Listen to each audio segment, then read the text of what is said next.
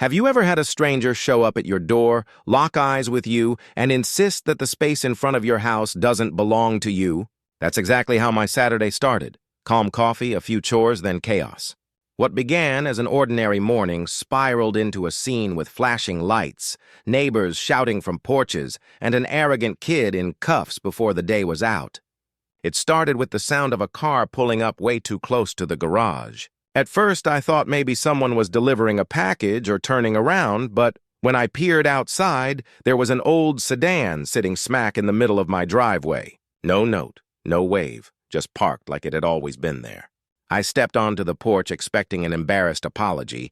Instead, as I found a teenager, maybe 16, maybe 17, propped against the hood like it was his sofa. Backward baseball cap, earbuds half in, that bored look that says, "This doesn't affect me." I raised a hand and kept my voice level. "Could you move your car? That's my driveway."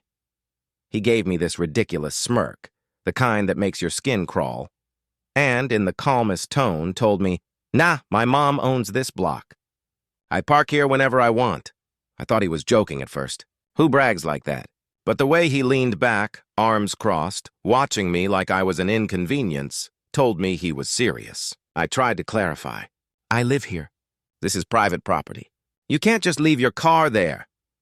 His demeanor shifted from bored to annoyed. He yanked one earbud out, rolled his eyes, and snapped, "I told you, my mom owns this block. We do what we want. Don't make a big deal." Now, when someone half my age tells me I'm not allowed to use my own driveway, it takes everything not to lose it. I could feel the heat rise in my chest, but I kept my composure and asked him again, firmer this time, to move the car. He didn't flinch. Instead, he pulled out his phone, hit record, and said, "Keep talking." "My mom's gonna eat this up." That's when it hit me. This wasn't a mistake, it was a performance. I wish I could say things calmed down after that, but they did the opposite. The kid lounged there, filming me like I was the villain in his clip, tapping his phone like he was timing me. A few minutes later, I heard the unmistakable click of high heels on the sidewalk. She arrived, and if anyone could be called a textbook Karen, it was her. Flawless blonde bob, giant sunglasses, even though it wasn't bright, and a handbag the size of a carry-on. She strode up my driveway like she owned the place, which, in her mind, she probably did. "Excuse me," she snapped, jabbing a finger in my direction as if I were trespassing on her property. "Why are you harassing my son?" Harassing? Me? The one blocked from leaving my own home. I explained calmly that her son had parked where he had no right to and asked that he move the car. She let out a scoffing sound loud enough to carry to the end of the block. "My family owns this block," she declared, chin high. "If my son wants to park here, he will. You can't tell him otherwise." I almost laughed at how ridiculous it sounded, if it weren't so serious. By then, neighbors were peeking out windows and stepping onto porches. I felt their eyes on us, some with curiosity, others trying not to grin. It was turning into the neighborhood spectacle of the week. I asked once more, keeping my tone civil, could her son please move the car so I could use my driveway?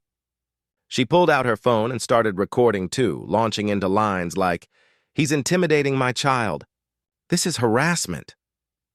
At that moment, I realized two things. Arguing sense with her was useless, and they were spinning the scene to make me the aggressor. The entitlement was off the charts, so I made a decision. Calmly, I told her, "If the car isn't moved within 5 minutes, I'm calling the police." As soon as I said the word, her expression changed. She pointed a perfectly manicured finger at me and hissed, "You'll regret this. You don't know who you're messing with." Her son kept smirking, arms crossed like he was enjoying a personal comedy show. But me? I'd had enough. I wasn't backing down anymore. I pulled out my phone and hit dial. This wasn't just a petty argument anymore. This was about to become a real showdown. I've dealt with my fair share of neighborhood nonsense, trash cans blocking sidewalks, a dog tearing across the lawn, but never anything this insane. As soon as the call connected, I knew the situation was about to shift from laughable to serious. And honestly, I was ready. While I waited for dispatch, Karen Mom's voice went up another notch, as if sheer volume could erase reality.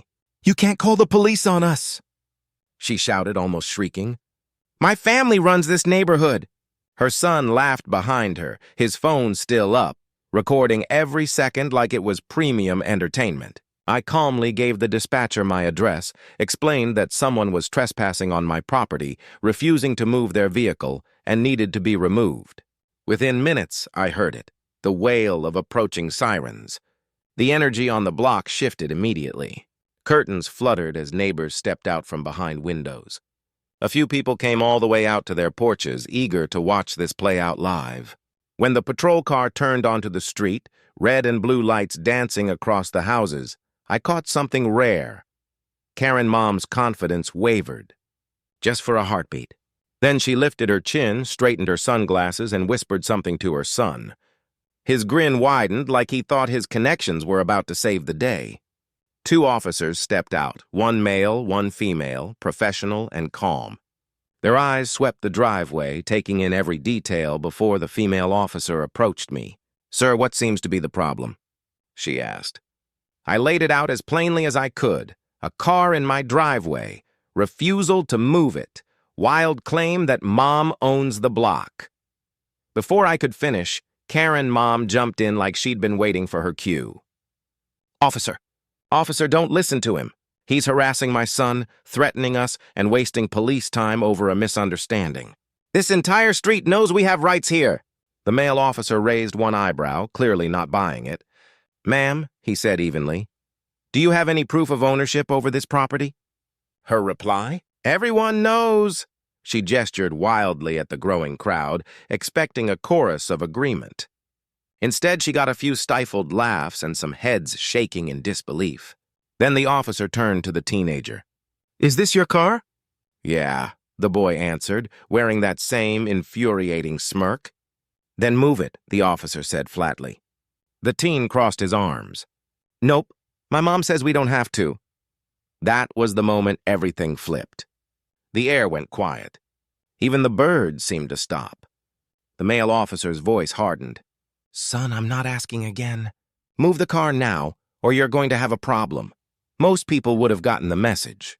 Not this kid. His smirk grew wider. He shoved his hands into his hoodie pocket and muttered, "Make me." The female officer moved first, stepping closer, her voice firm but measured. "Take your hands out of your pockets." He ignored her. She repeated louder. Still nothing. The male officer reached out to guide him by the arm, and that's when the teen jerked back, shouting, "Don't touch me! I know my rights." That was it.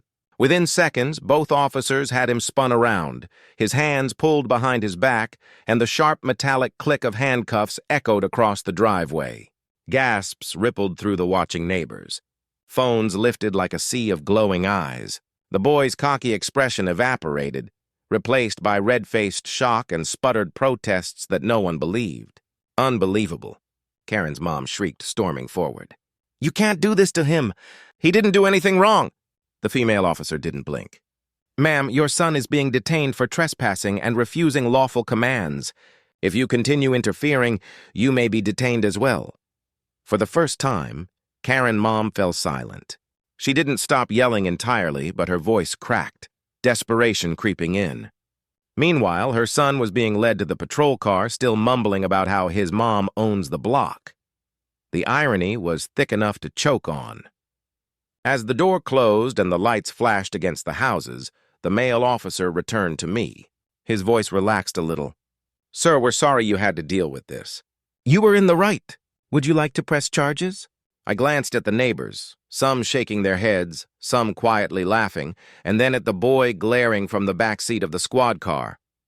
"No," I finally said. "Just get him off my property." The officer nodded. "Consider it handled." The patrol car pulled away, sirens off but lights still flashing, leaving a fuming Karen Mom on the sidewalk and an entire neighborhood buzzing. I walked back inside, shut the door behind me, and finally exhaled. The driveway was clear. The battle was over. And one entitled teen had just learned a lesson the hard way. Not even a Karen Mom can outshout the law. Wow, what a ride, right? If you like this crazy Karen story and want to hear more neighborhood drama like it, make sure to hit that like button, drop a comment telling me what you would have done, and of course, subscribe so you don't miss the next unbelievable story. Trust me, the next one's even wilder.